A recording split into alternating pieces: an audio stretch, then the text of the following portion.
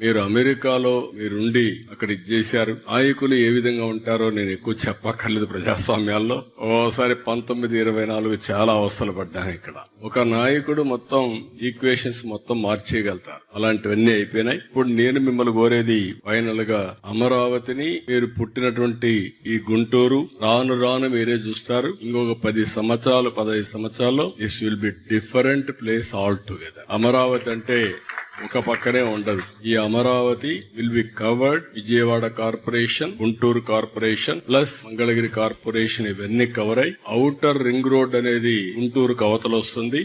దగ్గర విజయవాడ కవతల ఇంకా దూరంగా ఎయిర్పోర్ట్ కవతల వచ్చే పరిస్థితి వస్తుంది. ఈరోజు హైదరాబాద్ లో 162 కిలోమీటర్స్ ఔటర్ రింగ్ రోడ్. రేపు రాబోయే Amaravati 182 kilometres outer ring road వస్తుంది. ఇన్నర్ రింగ్ రోడ్ వస్తుంది. స్ట్రైట్ రోడ్స్ వస్తాయి. అన్ని సర్వీసెస్ కూడా డక్ట్ లో ఉంటాయి, కన్సీల్డ్ ఉంటాయి. రోడ్లు కట్ చేసే పరిస్థితి లేదు. సోలార్ ఎనర్జీ ఏదైతే రెన్యూబుల్ ఎనర్జీ ఉంటుంది, పొల్యూషన్ ఫ్రీ సిటీగా తయారు చేస్తాం. ఇలాంటి ఇవన్నీ పెట్టుకుని ముందుకు పోతున్నాం.